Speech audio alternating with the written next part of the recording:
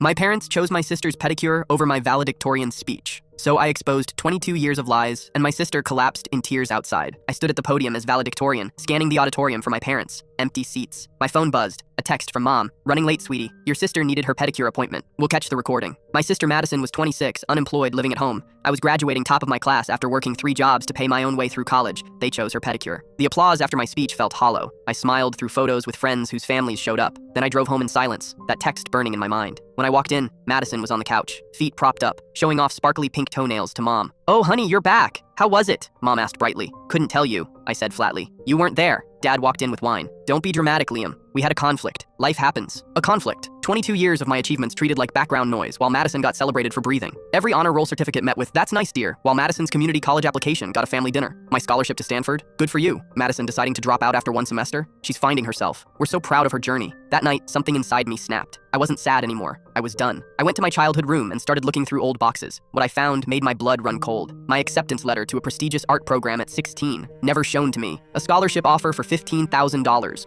Also hidden. Letters from my grandparents addressed to me, dozens of them never delivered. Birthday checks made out to me, deposited into Madison's account. Bank statements showing my college fund, the one Grandpa set up, completely drained. $47,000 transferred to Madison over 4 years. I photographed everything. Every letter, every bank statement, every stolen opportunity. Then I kept digging. Madison's resume listed a degree she never earned. Her freelance design business Mom bragged about. I found the real designer she was stealing work from and paying cash under the table. Her anxiety that required constant family support. Text messages showed her laughing about manipulating our parents for money while partying in Vegas. The final piece was a folder labeled Liam College. Inside were my parents' notes about how giving me too much attention might damage Madison's self-esteem. A literal written plan to diminish me, so Madison wouldn't feel bad about herself. I took pictures of everything and created a detailed presentation. The next morning, I called a family meeting. About yesterday, I started calmly. "I want to show you something." I connected my laptop to the TV. First slide, the hidden acceptance letters. Mom's face went pale. "Where did you find those?" Second slide, the drained college fund statements. Dad stood up. "Liam, this isn't." Third slide, Madison's fake credentials and stolen design work. Madison's face turned white. "You went through my things?" Fourth slide, a set of handwritten notes I found in a folder labeled Madison Support. I read the top page aloud. "We need to be careful not to overpraise Liam. Too much attention might make things harder for Madison. Focus on her confidence first." I looked up at them. "So my achievements were a threat you needed to manage." The room was dead silent. "You sacrificed my entire childhood," I said quietly, "so she wouldn't feel bad about being mediocre." Madison started crying. "I didn't know about the college fund." "But you knew about everything else," I said, pulling up her texts, mocking me. "You knew exactly what you were doing." Mom tried to speak. I cut her off. "I'm leaving. I have a job offer in Seattle. I start Monday. You'll never hear from me again unless you're ready to tell the truth." I walked toward the door. Madison followed me outside, mascara running. "Liam, please, I'm sorry, I didn't mean..." She collapsed against the wall, sobbing. "You meant all of it," I said. "You just didn't expect consequences." I drove away and didn't look back. 3 years later, I'm thriving. They're still calling, but I'm done being invisible so someone else can shine.